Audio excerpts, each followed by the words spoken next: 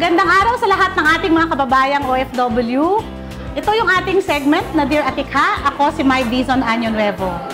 Special yung segment natin ngayong araw na to dahil yung ating letter sender ay umuwi galing sa Italy at instead of babasahin ko yung kanyang sulat ay in-invite natin na siya mismo yung mag-ask ng question niya sa ating Dear Atikha segment.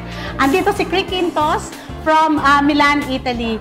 Cri, siguro say something about yourself. Hi, I'm Cristina Quintos from Milan, Italy. 14 years na po ako sa Milan. Kasama ko rin po ang aking asawa at meron na rin po akong isang anak doon. Pero yung isa ko pong anak ay narito pa rin sa Pilipinas.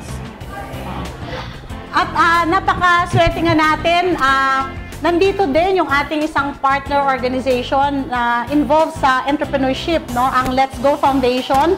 Ang kanilang executive director, si Carlo. Siguro, Carlo, say something about yourself and about the Let's Go Foundation. Okay. Magandang araw po sa lahat ng ating taga-subaybay. Pangalan ko Carlo Calimon. Ako po yung executive director ng Let's Go Foundation. Isa po kaming organisasyon na nag-advocate ng entrepreneurship dito sa Pilipinas. Marami po kaming programa, mostly sa training on entrepreneurship. At the same time, marami po kami tinutulungan ng mga government agencies para mapalaganap ang entrepreneurship dito sa Pilipinas. Okay, siguro itanong mo na kay Carlo yung tanong mo sa amin sa email. Okay. Nais po kasi naming magtayo ng isang negosyo sa Bicol. Ngayon, gusto lang po namin sanang mabigyan mo kami ng kaunting gabay para naman yung business namin maging yung percentage ng success ay maging mas mataas. Maraming salamat sa iyong question. Ang may papayo ko unang-una, dapat tama yung ating pag-iisip. Ika nga, tama yung ating mindset.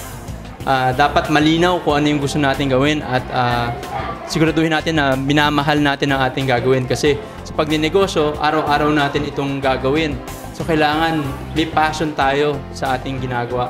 Pangalawa doon, kailangan din malinaw yung negosyo or business idea na gusto natin pasukan para mas madali natin itong ibenta at i-promote sa mga potential na customer natin para at least hindi ka mahirapan sa pagpapalago ng iyong negosyo. So, yun ang aking may papayo.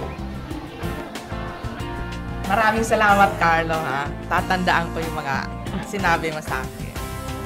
Sana, Cri, may natutunan ka dito sa ating segment na to at ang atin din mga tagapanood sa ating Pinoy Wise OFTV.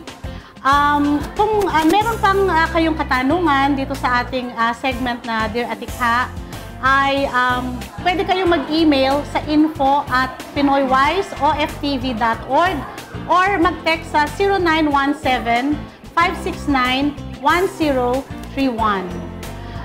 Hanggang sa muli, ito si May Dizon Año Nuevo at laging tatandaan, pagbabalik paghandaan, siguraduhin bukas may darat na.